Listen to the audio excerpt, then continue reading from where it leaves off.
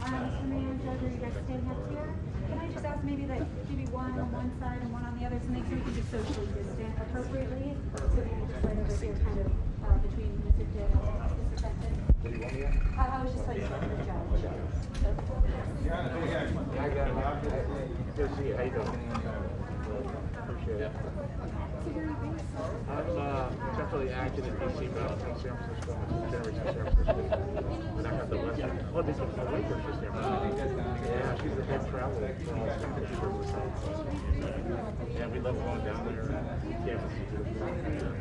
Although I went to UCLA with some last year. So she makes me try to put on Stanford stuff, but I'm like, no, I can't. How are you, sir? You all right?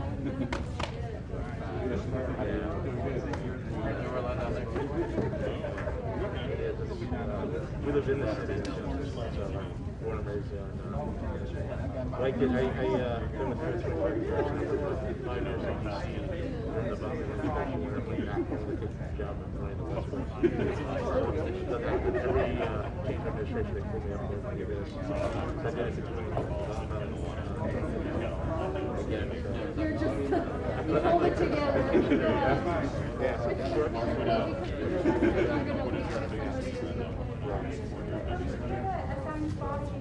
And I've worked up there.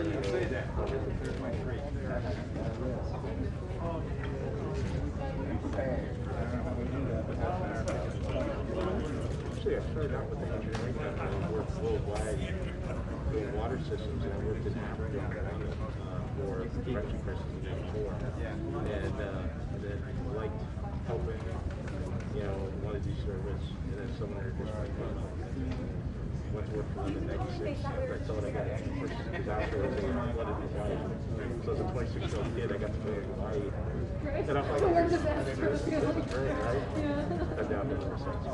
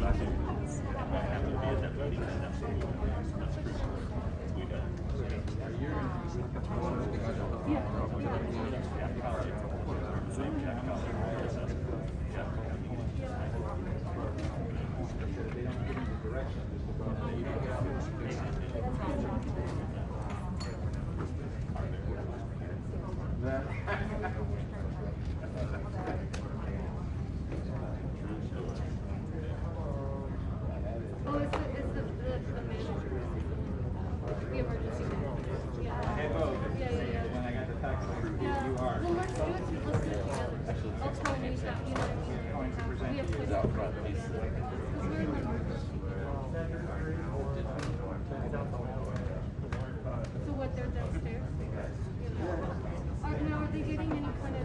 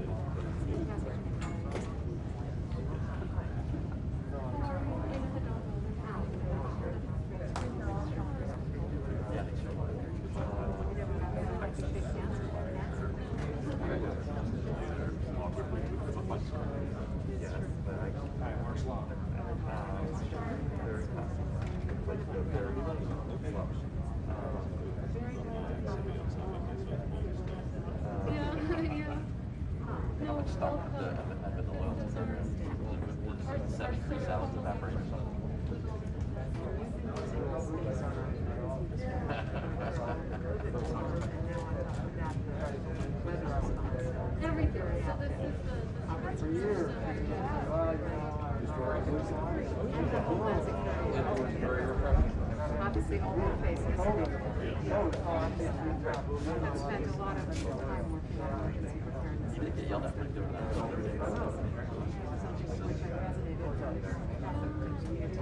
No, he went.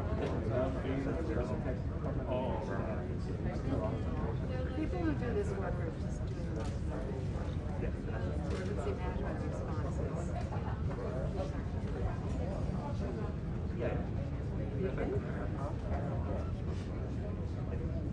That's an interesting question. I think that's from a lot of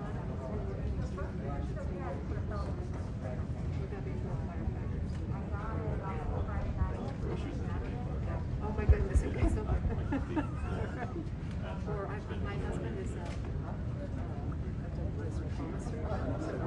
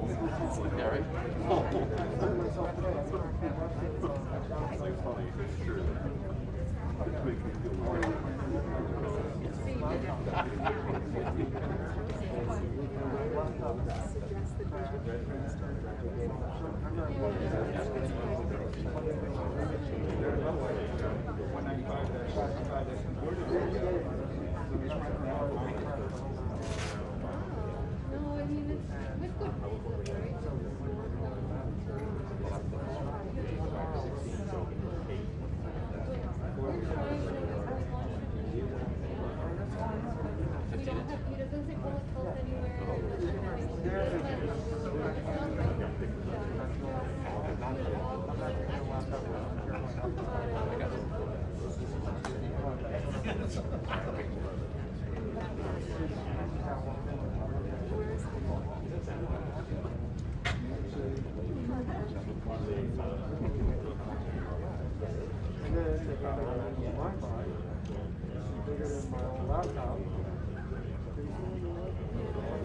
is big.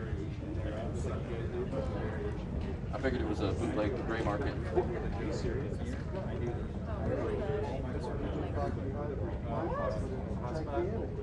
In Mauriceville, I found one in Yeah.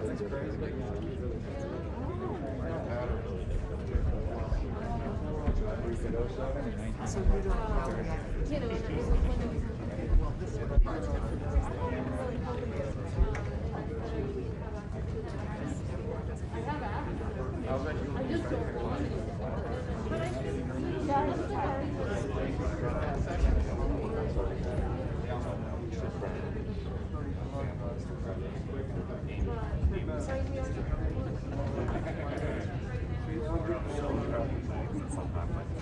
I could try to really get back to a baseline.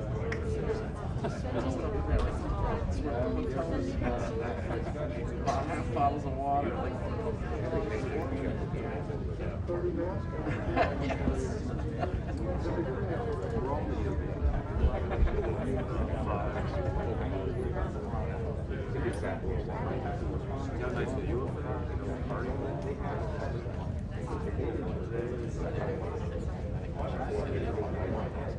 Yeah, so she's saying like, oh, you guys want to move? We have 3 windows that look out. Focus stories. Yeah. We face out the street.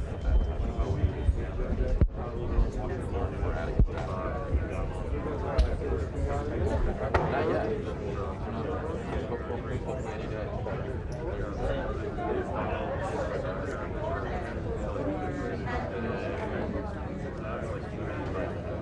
Well, when that's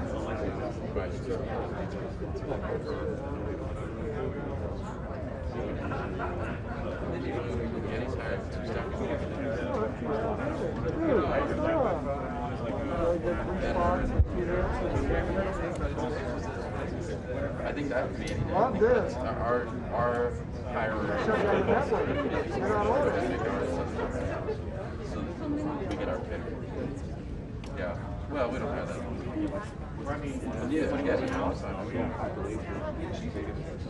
No. I don't know the final. I know one name or 2 names. I guess for the final set. Final set's pretty big. Okay, so she's inside the in her office.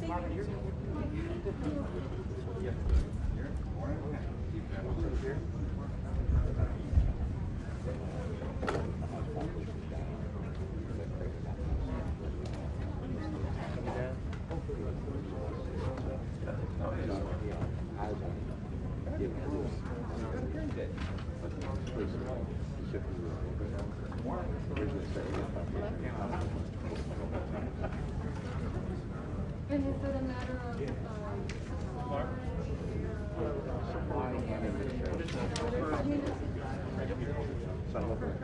At the end of this week, you were just Give it to Peter. Give it to Peter.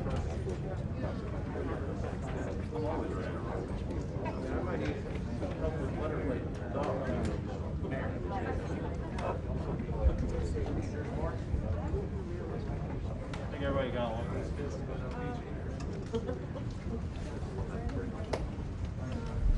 Well, I told your guy last week, I said, I'll see you was it 6 weeks? But I'm 8 weeks, but I'm telling you already, I'm already asking for you.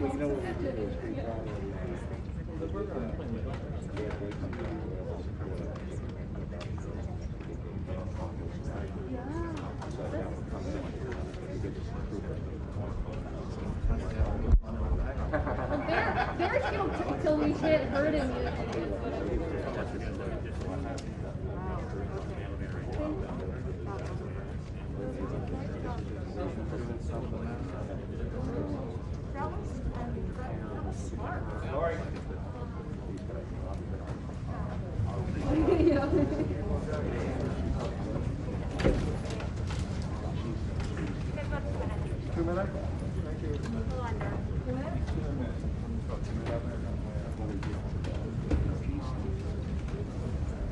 tell Peter it's too late, so we go live. 2 minutes, Peter. Good luck. Oh, yeah, yeah.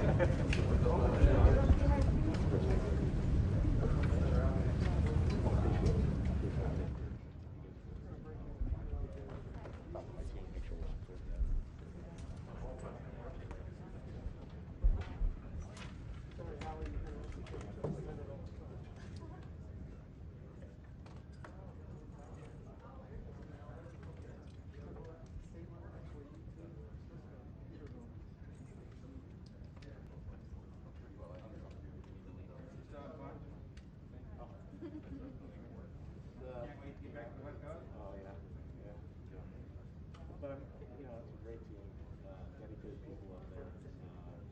They're jumping over. I mean, the rate they're making things happen and the speed they're going at. I don't know if you know, but partly it took us 20 days to make the first payment this summer, and it's been 5 days. And so what they did is they started doing a lot of video stuff, so they're using Zoom and FaceTime to... The silver lining of COVID is all of a sudden you figure out technology. Well, we have, what's it, 9 million approved so far? Is the number you have this morning? $20 million. 20 million. Yeah. Oh, that's a 90,000 applicants. I think there's been 206, almost 200 some thousand applicants Well, you probably registered. yeah. Yeah, but then I think there's been like 6,000 something. So it's about 3,000 something like per person. Well, and then, I mean, this is not what your branch, besides the SBA. Yeah. Once I get some turnout,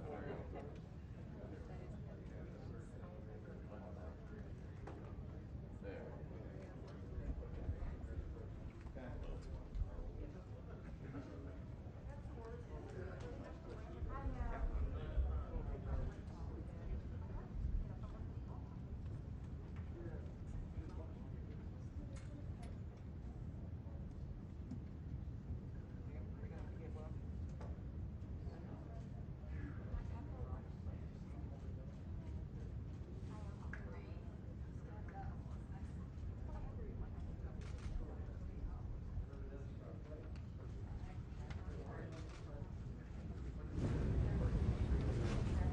thank you for your help. You guys look really efficient.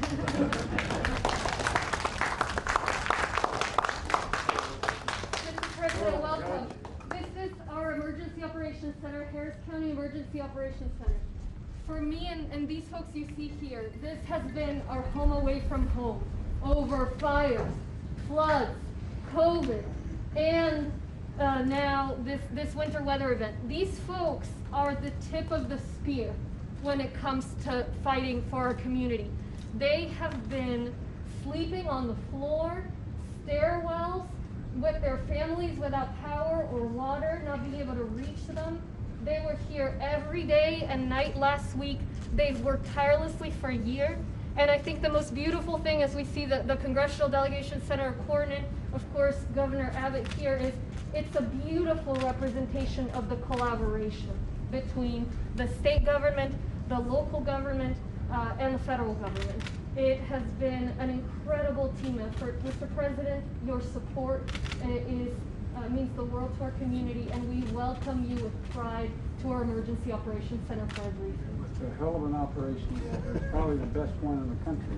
It's a single place. But thank you for what you're doing.